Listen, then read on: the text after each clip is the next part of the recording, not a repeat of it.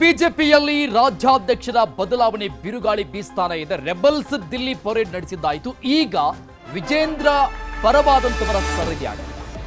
ವಿಜೇಂದ್ರ ವಿರುದ್ಧ ದೂರು ಕೊಟ್ಟರು ರೆಬಲ್ಸ್ ಟೀಮ್. ಯತ್ನಾಳ್ ಟೀಮ್ ವಿರುದ್ಧ BY ವಿಜೇಂದ್ರ ಬಣ ಕೋತ ಅಂತ ಕುದಿತಾ ಇದೆ. ರೆಬಲ್ಸ್ ವಿರುದ್ಧ ಆಕ್ಟಿವ್ ಆಗಿದ್ದಾರೆ ಅಕ್ಷರಶಃ ವಿಜೇಂದ್ರ ಆಪ್ತ ಬಳಗ. ಈ ಸಂಬಂಧಪಟ್ಟಂಗೆ ನಿನ್ನೆ ನಾಯ್ಡು ಮನೆಯಲ್ಲಿ ಸಭೆ ಕೂಡ ಆಯಿತು. ಇನ್ನು ವಿಜೇಂದ್ರ ಆಪ್ತರಿಂದ ಫೆಬ್ರವರಿ 12ಕ್ಕೆ ಬೃಹತ್ ಸಭೆ ನಡೆಸೋದಕ್ಕೆ ಸಿದ್ಧತೆಗಳಾಗಿದೆ. ಆ ಸಂಬಂಧಪಟ್ಟಂಗೆ ಚರ್ಚೆಗಳಾಗಿದೆ. ರೇಣುಕಾಚಾರ್ಯ ನೇತೃತ್ವದಲ್ಲಿ ನಡೆಯುವಂತಹ ಸಭೆ ಇದು. ಯಡಿಯೂರಪ್ಪನವರ ಆಪ್ತ ನಾಯಕ 100ಕ್ಕೂ ಹೆಚ್ಚು ನಾಯಕರನ್ನ ಸಭೆಗೆ ಸೇರಿಸುವುದಕ್ಕೆ ಸಿದ್ಧತೆ ಮಾಡಿಕೊಳ್ಳಲಾಗ್ತದೆ. ಅದರಲ್ಲೂ ಕೂಡ ಯಾರಿಗೆ ಆಹ್ವಾನ? BS ಯಡಿಯೂರಪ್ಪನವರ ನಿಷ್ಠರಿಗೆ ಮಾತ್ರ ಸಭೆಗೆ ಬರುವಂತೆ ಆಹ್ವಾನವನ್ನು ಕೊಡೋದು. ರೆಬಲ್ಸ್ ಉಚ್ಚಾಟನೆಗೆ ಆ ಮೂಲಕವಾಗಿ ಡಿಮ್ಯಾಂಡ್ ಇಡುದು. ಈ ರೀತಿಯಾಗಿ ಪಕ್ಷಕ್ಕೆ ಡ್ಯಾಮೇಜ್ ಮಾಡ್ತಾ ಇದ್ದಾರೆ ಅಂತ ರೆಬಲ್ಸ್ ನಾಯಕರು ಯಾರೆಲ್ಲ ಬಹಿರಂಗ ಹೇಳಿಕೆಗಳನ್ನು ಕೊಡ್ತಾ ಇದ್ರೆ ಅವರ ವಿರುದ್ಧ ಒತ್ತಡವನ್ನ ಹಾಕುವುದು, ಉಚ್ಚಾಟನೆ ಮಾಡಬೇಕು ಅಂತ. ರೆಬಲ್ಸ್ಗೆ ಟಕ್ಕರ್ ಕೊಡೋದಕ್ಕೆ ಹೈಕಮಾಂಡ್ ಭೇಟಿಗೂ ಕೂಡ ಸಿದ್ಧತೆ ಆಗ್ತಾ ಇದೆ. ಅಂದ್ರೆ ಡೆಲ್ಲಿ ಟೂರ್ಗೆ ಫೆಬ್ರವರಿ 12ರ ಸಭೆಯಲ್ಲಿ ದೆಹಲಿ ಪ್ರಯಾಣದ ದಿನಾಂಕ ಘೋಷಣೆ ಆಗುತ್ತೆ. ಅಂದ್ರೆ ಯಾವಾಗ ನಾವು ದೆಹಲಿಗೆ ಹೋಗ್ತೀವಿ ಅಂತ. ಈಗಾಗಲೇ ಯತ್ನಾಳ್ ಜಾರಕಿಹೊಳಿ ನೇತೃತ್ವದ ರೆಬಲ್ಸ್ ಟೀಮ್ ದೆಹಲಿ ನಾಯಕರನ್ನ ಮೀಟ್ ಆಗಿ BSY ಮತ್ತು BY ವಿಜೇಂದ್ರ ವಿರುದ್ಧ ದೂರು ಕೊಟ್ಟು ಈಗ ವಾಪಸ್ ಆಗುವಂತಹ ಹಂತದಲ್ಲಿದ್ದಾರೆ. ಮತ್ತೊಂದು ಭಾಗದಲ್ಲಿ ವಿಜೇಂದ್ರ ಪರ ನಾಯಕರ ಪರೇಡ್.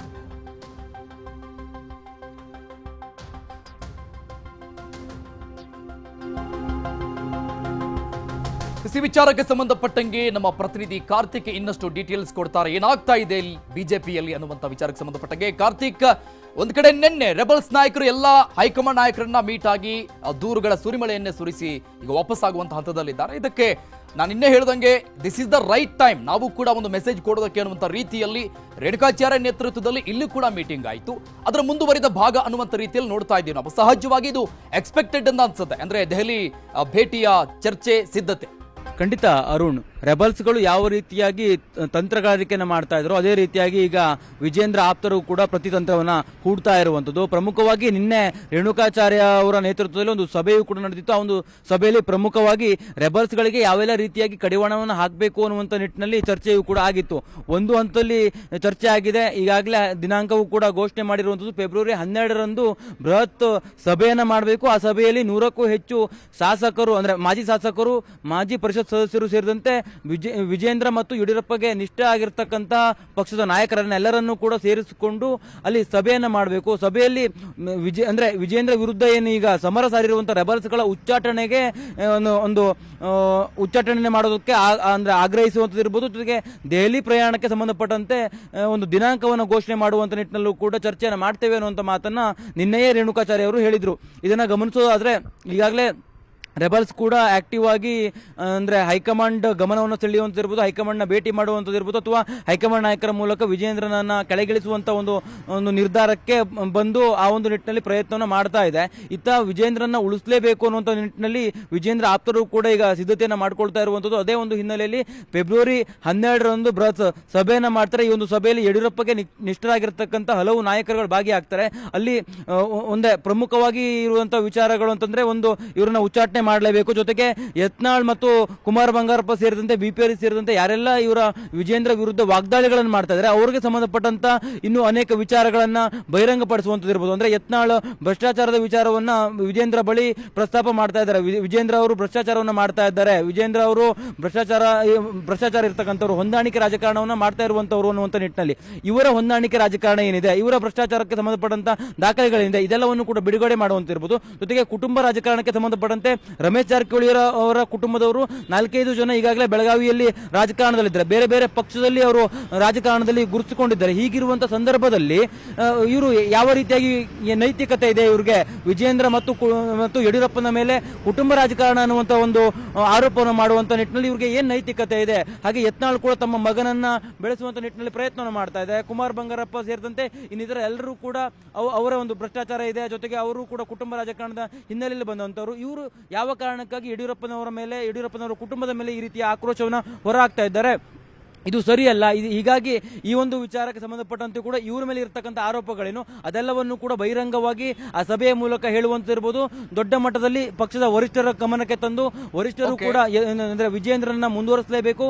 ವಿಜೇಂದ್ರನ ಮುಂದುವರಿಸೋದ್ರಿಂದ ಪಕ್ಷಕ್ಕೆ ಯಾವೆಲ್ಲ ಲಾಭಗಳಾಗತ್ತೆ, ಈಗ ವಿಜೇಂದ್ರ ಯಾವ ಹಂತದಲ್ಲಿ ಪಕ್ಷ ಸಂಘಟನೆ ಮಾಡಿದ್ದಾರೆ, ಜೊತೆಗೆ ಮುಂದಿನ ಚುನಾವಣೆವರೆಗೂ ವಿಜೇಂದ್ರನವರನ್ನ ಇಟ್ಟುಕೊಂಡದೇ ಆದಲ್ಲಿ ಪಕ್ಷಕ್ಕೆ ಯಾವೆಲ್ಲ ರೀತಿಯ ಸಹಕಾರಿಯಾಗತ್ತೆ, ಈ ಎಲ್ಲ ಅಂಶಗಳನ್ನ ಬೆಳಕು ಚೆಲ್ಲುವಂತ ಕೆಲಸವನ್ನ ಆ ಒಂದು ಸಭೆಯ ಮೂಲಕ ಮಾಡ್ಲಿಕ್ಕಿದ್ದಾರೆ. ಅರುಣ್, ಥ್ಯಾಂಕ್ ಯು ಕಾರ್ತಿಕ್ ಎಲ್ಲ ಡೀಟೇಲ್ಸ್ಗೆ. ದೆಹಲಿಗೆ ಹೋದ್ಯಾ ಪುಟ್ಟ, ದೆಹಲಿಯಿಂದ ಬಂದ್ಯಾ ಪುಟ್ಟ, ಯತ್ನಾಳ್ ಟೀಮ್ಗೆ ಬಿಗ್ ಶಾಕ್. ಅಮಿತ್ ಶಾ ಯಾಕೆ ಸಿಗ್ಲಿಲ್ಲ? ವಿಜೇಂದ್ರ ಕುರ್ಚಿ ಭದ್ರವಾಯ್ತಾ? ರೆಬಲ್ಸ್ ಟೀಮ್ ಇನ್ ಮುಂದೆ ಸೈಲೆಂಟ್, ರೆಬಲ್ಸ್ ಫೇಲ್.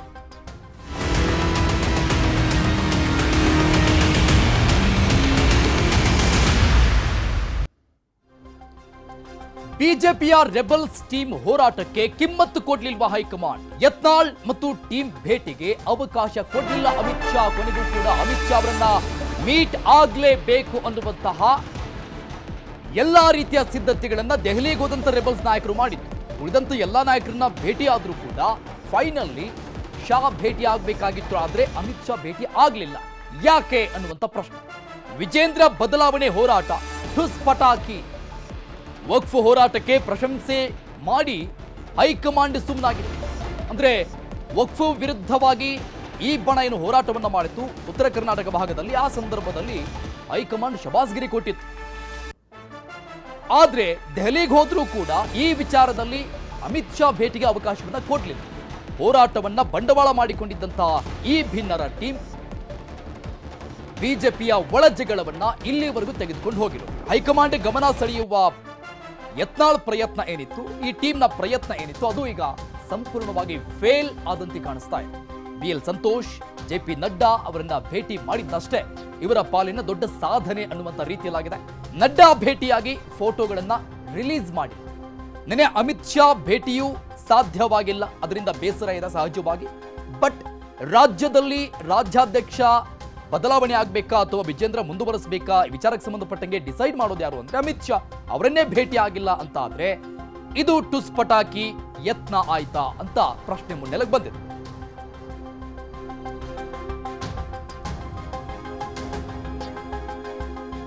ಇನ್ನು ದೆಹಲಿಯಿಂದ ರೆಬಲ್ ಯತ್ನಾಳ್ ಟೀಮ್ ವಾಪಸ್ ಆಗ್ತಾ ಇದೆ. ಹೈದರಾಬಾದ್ ಮೂಲಕ ವಿಜಯಪುರಕ್ಕೆ ಯತ್ನಾಳ್ ಆಗಮನವಾಗಿದೆ. ದೆಹಲಿಯಿಂದ ಕುಂಭಮೇಳಕ್ಕೆ ಕುಮಾರ್ ಬಂಗಾರಪ್ಪ ತೆರಳಿದ್ದಾರೆ. ಈ ಟೀಮ್ನ ಪ್ರಮುಖ ನಾಯಕ ಕುಮಾರ್ ಬಂಗಾರಪ್ಪ ಬೆಂಗಳೂರಲ್ಲಿ ಎಷ್ಟೆಲ್ಲ ಮೀಟಿಂಗ್ಗಳಾಯ್ತಲ್ಲ ಈ ರೆಬಲ್ಸ್ ಟೀಮ್ನದ್ದು, ಎಲ್ಲವೂ ಕೂಡ ಕುಮಾರ್ ಬಂಗಾರಪ್ಪ ಅವರ ಮನೆಯಲ್ಲಾಗಿತ್ತು. ಈಗ ಅವರು ನೇರವಾಗಿ ದೆಹಲಿಯಿಂದ ಕುಂಭಮೇಳಕ್ಕೆ ಹೋಗಿದ್ದಾರೆ ಕುಮಾರ್ ಬಂಗಾರಪ್ಪ. ಮತ್ತೊಂದು ಕಡೆ ಉಳಿದಂತ ನಾಯಕರು ಹೋದ್ಯಾ ಪುಟ್ಟ ಬಂದ್ಯಾ ಪುಟ್ಟ ಅನ್ನುವಂಥ ರೀತಿಯಲ್ಲಿ ದೆಹಲಿಯಿಂದ ರಾಜ್ಯಕ್ಕೆ ವಾಪಸ್ ಆಗ್ತಾ ಇದ್ದಾರೆ.